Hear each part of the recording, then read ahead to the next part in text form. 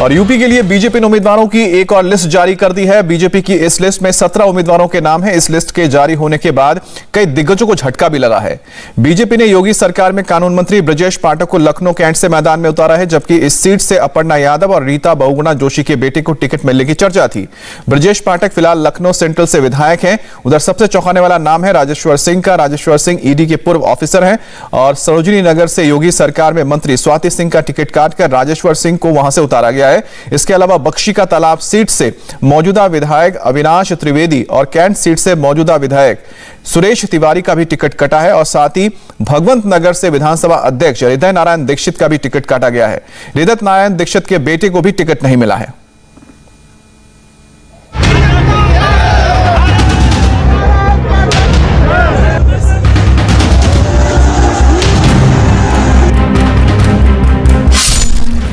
जैसे ही मंगलवार शाम को बीजेपी ने 17 उम्मीदवारों के नाम का ऐलान किया, लखनऊ में सियासी तूफान आ गया। तूफान इसीलिए क्योंकि जिसने सोचा नहीं था उसे टिकट मिल गया, जिसने सोचा था उसका टिकट कट गया।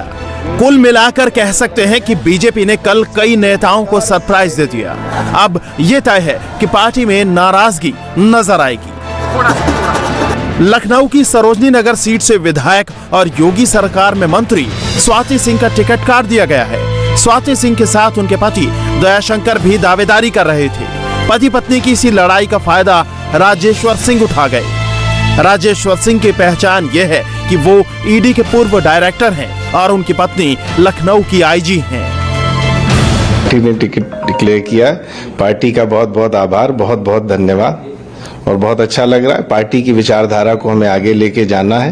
भारतीय जनता पार्टी की विचारधारा ही देश का भविष्य, इसको हमें आगे और बढ़ाना है। गवर्नेंस में माफियाओं के खिलाफ कार्रवाई योगी आदित्यनाथ जी बहुत अच्छी कर रहे हैं, उसमें उनका सहयोग देना है हमें।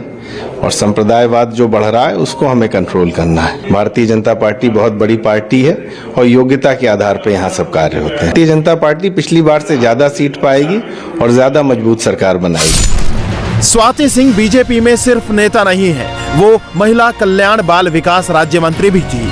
उत्तर प्रदेश में बीजेपी महिला मोर्चा की अध्यक्ष भी हैं, लेकिन इसके बावजूद पत्ता कट गया और उस राजेश्वर सिंह को टिकट मिल गया, जिसके वीआरएस को 2 दिन पहले ही मंजूरी मिली है। संप्रदायवाद जो बढ़ रहा। उधर लखनऊ कैंट सीट से रीता बहुगुणा जोशी को अपने बेटे के चुनाव लड़ने के अरमानों पर भी पानी फिर गया। सांसदी छोड़ने का ऑफर तक फेल हो गया।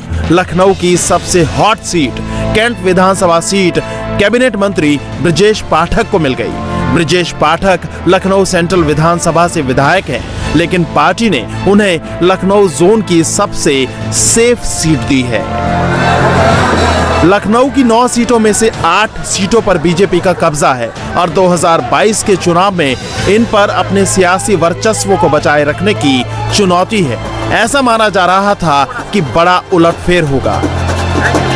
लखनऊ पश्चिम से अंजनी श्रीवास्तव, मलिहाबाद से विधायक जया देवी को फिर से टिकट मिला है। वो केंद्रीय मंत्री कौशल किशोर की पत्नी हैं।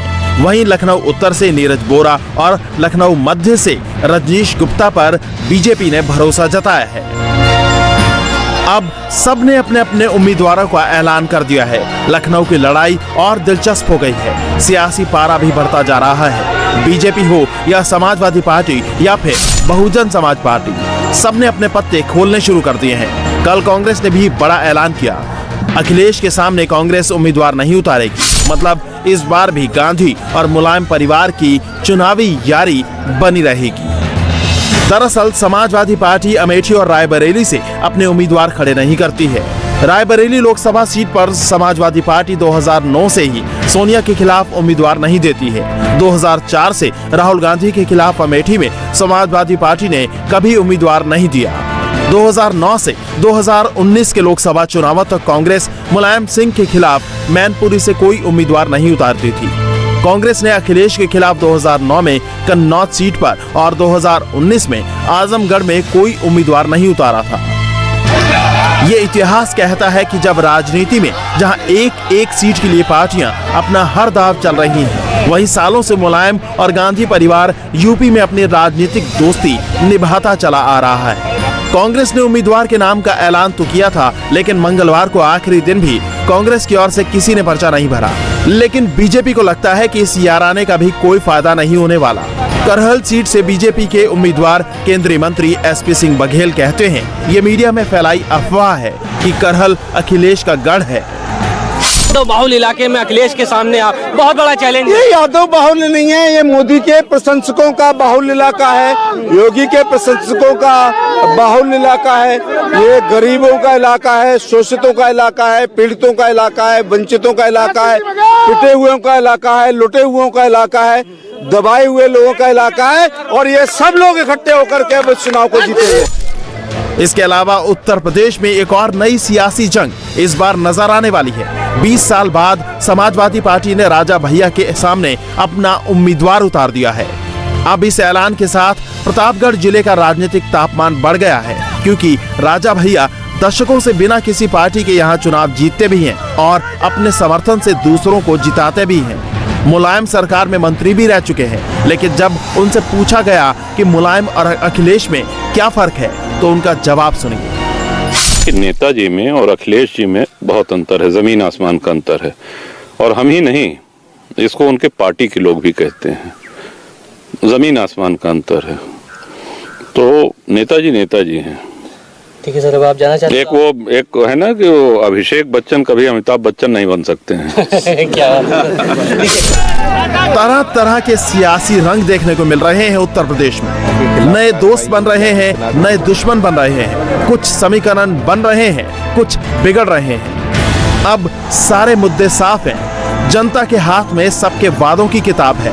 अब जनता किसके नाम पर मुहर लगाती है, 10 मार्च का इंतजार पूरे उत्तर प्रदेश को है। इंडिया टीवी हर वक्त हर जगह डाउनलोड करने के लिए सर्च करें India TV news Google play store या ऐप स्टोर पर।